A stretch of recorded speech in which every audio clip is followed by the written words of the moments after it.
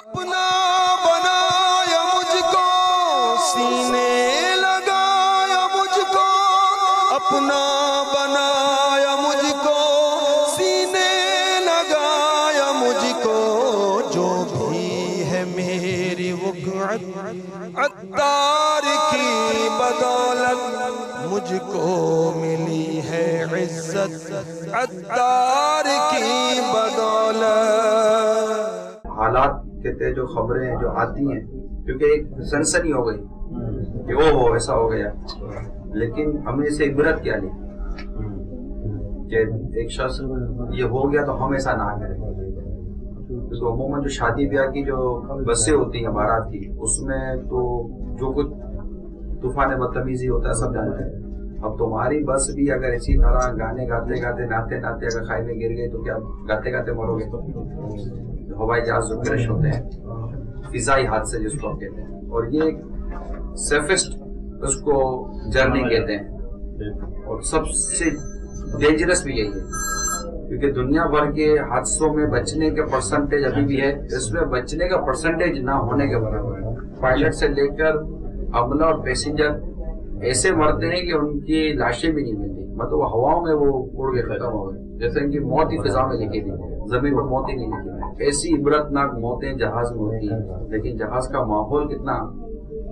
عجیب ہو گیا، یعنی جہاز میں سفر کرنے والا کبھی یہ سوچتا نہیں ہے کہ یہ میری زندگی کا آخری سفر ہوگا۔ کبھی کبھار ایسا ہوا ہے کہ جیسے میں پاکستان سے میں نے فلائی کیا، ایسا لگتا ہے جیسے کہ یہ پاکستان سے اڑنا پھر جہاز میں بیٹھا، تو جہاز کو جیسے بنایا میں نے، یہ تصوراتی بات کر رہا، جہاز بن گیا جیسے قبر، جیسے یہاں سے میں چلا، اس دنیا سے نکلا، اس ملک سے میں آیا جہاز کی قبر میں، یہ قبر میں سفر طے کرتے کرتے کرتے کرتے میں ایک اور ڈیسٹینیشن پر آیا، اور وہاں پر میرا ایگزامینیشن ہے۔ جیسے قبر سے گزرنے کے بعد جب میں اٹھایا جاؤں گا تو میں محشر میں پہنچوں گا، اور وہ ایک ایگزامینیشن ہے،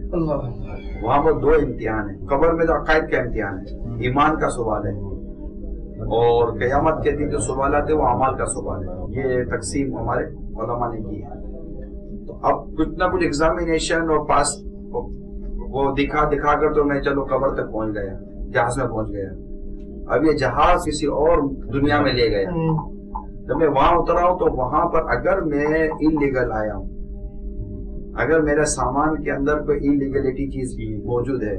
تو یہاں پر میں بچ نہیں سکوں گا۔ یہاں کے قانون کے مطابق جو میرے ساتھ سلوک ہوگا وہ ہوگا، کچھ بھی انلیگل چیز نہیں ہے، مگر سامان اتنا ہے کہ میں پریشان ہوں، تو میں یہ نکلنے میں میرے لیے اتنی مصیبت ہے، اتنی پریشانی، یہ اٹھانا، یہ کرنا، یہ انتظار، وہ انتظار، اور اگر میں چلا ہی ایک بیگ لے کر تھا تو نہ وہاں سے آنے میں مسئلہ، نہ جہاز میں مسئلہ، نہ نکلنے میں مسئلہ، نہ چیک ان میں مسئلہ۔ تو کبھی سوچتے ہیں کہ اگر ہم اسی طرح دنیا سے گزریں اور یہی کیفیت کے ساتھ ہم ایک اچھے طریقے سے ہم دنیا سے نکل کر قبر تک پہنچیں، پھر قبر کے ایگزامینیشن سے نکل کر ہم حشر تک پہنچیں، اور اگر ہم ہلکے پھلکے ہمارے ساتھ کچھ بھی نہ ہو تو اسی طرح پل صراط پار کرتے کرتے ہم جنت میں داخل ہوں گے، کیونکہ حدیث پاک میں ہے کہ پل صراط سے ہلکے پھلکے وزن والے آسانی کے ساتھ گزر جائیں۔ تو ہلکا پھلکا وزن کہاں سے لے کر آئیں؟ اب مال، دولت، پھر معاملات، یعنی ایک تاجر قیامت کے دن پیش ہوا